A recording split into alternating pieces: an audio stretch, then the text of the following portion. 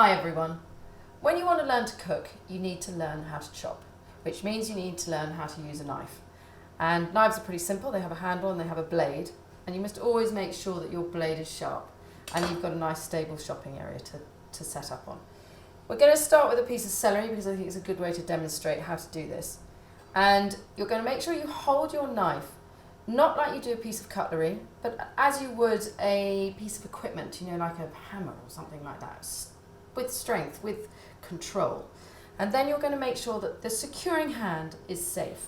So before we even get involved in any vegetables or anything, we want to learn that basic technique. So you're going to have your hand, the securing hand, like a claw, because if you have your fingers pointing out like that, you can see that that blade could go through those fingertips. No good. So if you basically form a claw, bend those fingertips underneath your knuckles, that knuckle then acts as a protectant, as a stop, so that it rubs up against the blade and it stops you hurting yourself.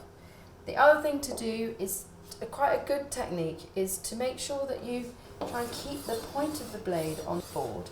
So if you go backwards and forwards, keeping that on the board, that will give you great stability. So you can see I'm pushing it down and away, bring it up and back, and my arm's like a chicken wing. Now what you want to do is try and put a piece of celery. To practice with celery, it's a good, easy piece of vegetable to chop with. Because I can't do this without anything, I've got to chop that brown end off before I even start. So you've got a piece of celery, and you are going to literally practice this technique. Move backwards and forwards, and you want to cut on the bit of the knife that's right here, close to your hand.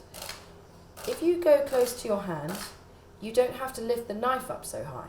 If you try and do it with your point, can you see your angle of your knife is huge? And you don't have so much control because you're quite far away from it. So if you do it close to your hand, you don't lift your blade up too high. You can keep on going. I tend to move my knife rather than my vegetable. Now you can see the relevance of your securing hand being nice and folded over, and then you can't actually eat that bit anyway. So that is how to slice a vegetable. So the other thing you need to know when you're learning to chop is how to hold a rounded object securely.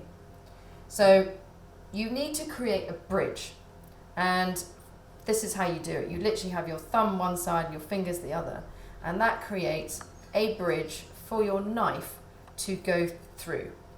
Just twist my hand a bit so you can see. So you have it literally like that, and then you push it down and through, and I pull the knife out, and then you have a lovely secure and flat-sided object. So from there you can then chop it using the bridge again into slices, and then you can chop it again using the other technique I've just showed you with your securing hand like a claw, and then again, and you can get little slices. Making sure you keep those knuckles against that blade, not your fingertips. So that is how to have a bridge on your securing hand to keep it safe. So the third technique, chopping technique you need to know is the rainbow technique. I'm going to demonstrate that with a bunch of coriander I have here.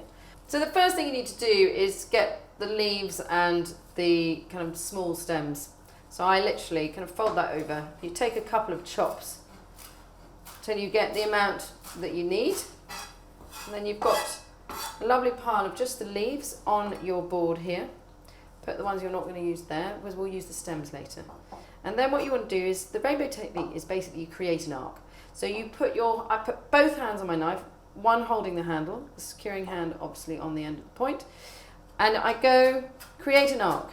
So the handle creates the wide bit of the arc, and the knife, the point of the knife, is the inner bit of the arc.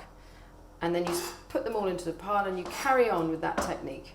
So you've got your leaves here, you're creating that arc.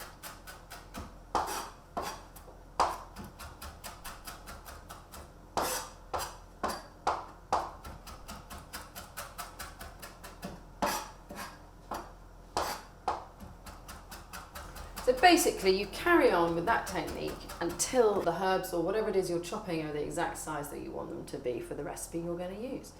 And these look perfect for what I'm doing today.